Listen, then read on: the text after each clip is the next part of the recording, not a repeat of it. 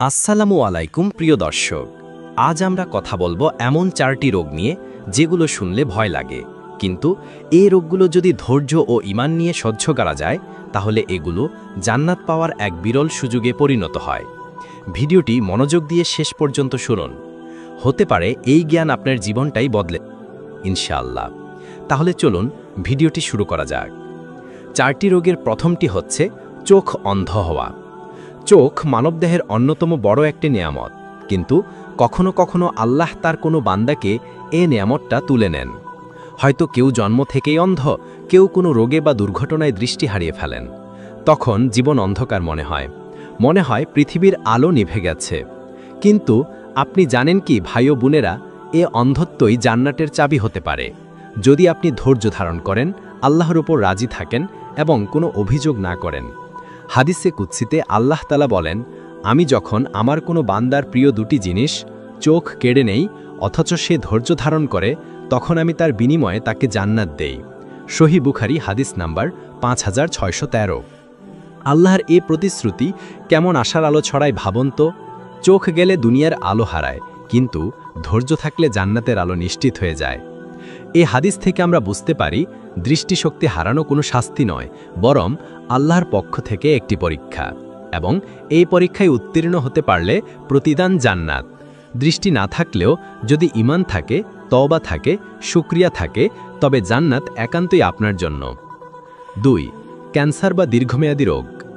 এই দুনিয়ার সবচেয়ে কঠিন পরীক্ষাগুলোর একটি হল দীর্ঘমেয়াদী শারীরিক রোগ, যেমন ক্যান্সার, কিডনি রোগ, হৃদরোগ কিংবা এমন কোনো রোগ যা মাসের পর মাস, এমনকি বছরের পর বছর ভোগায়। এই রোগগুলো কেবল শরীরকেই দুর্বল করে না, বরং মনের ভেতরেও এক ধরনের অসহায়ত্ব জন্ম দেয়। মানুষ ভাবে, আল্লাহ আমাকে এত কষ্ট দিচ্ছেন কেন? কিন্তু ভাই, এই কষ্ট যদি আপনি আল্লাহর সন্তুষ্টির জন্য ধৈর্য ধরে সহ্য করেন, তাহলে জান্নাত আপনার জন্য আল্লাহর পক্ষ থেকে পুরস্কার।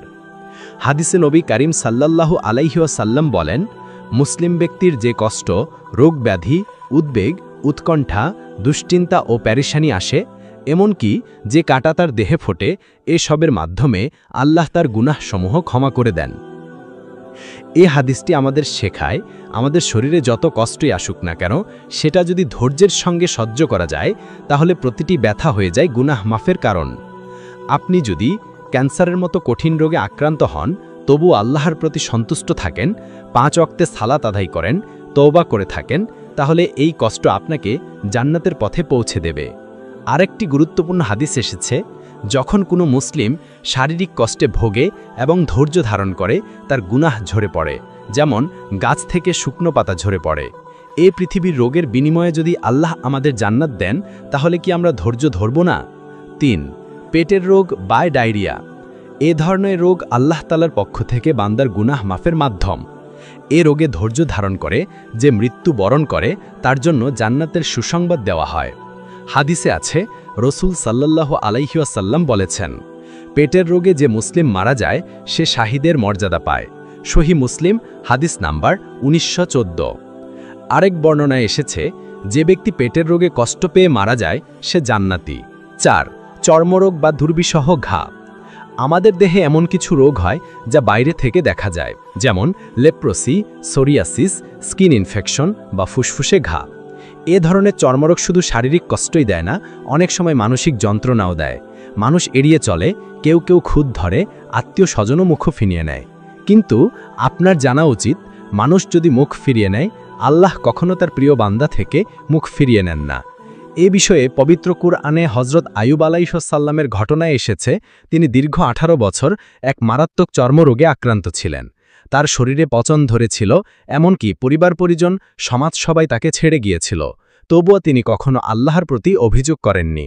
হযরত আইয়ুব আলাইহিসসালামের এ ঘটনা আমাদের জন্য একটি বড় শিক্ষা।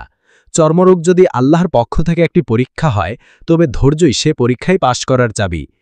আজ আপনি যদি এমন কোনো রোগে ভোগেন যা শরীরে, মুখে বা চামড়ায় কষ্ট দেয়, মানুষ দেখে মুখ ঘুরিয়ে নেয়, তবু আপনি যদি আল্লাহর সন্তুষ্টির জন্য ধৈর্য ধারণ করেন, তাহলে আপনার প্রতিদান হবে জান্নাত। রোগব্যাধি আমাদের জন্য পরীক্ষা, শাস্তি নয়। এই পরীক্ষায় যারা ধৈর্যের সঙ্গে উত্তীর্ণ হন তাদের জন্য আল্লাহর পক্ষ থেকে জান্নাতের পুরস্কার অপেক্ষা করে। তাই কেউ ক্যান্সারে ভুগলে, দৃষ্টিশক্তি হারালে কিংবা দুর্বিষহ চর্মরোগে আক্রান্ত হলেও হতাশ হবেন না। আল্লাহর উপর ভরসা রাখুন, তওবা করুন, ধৈর্য ধরুন। জান্নাত আপনার অপেক্ষায় আছে। আমিন।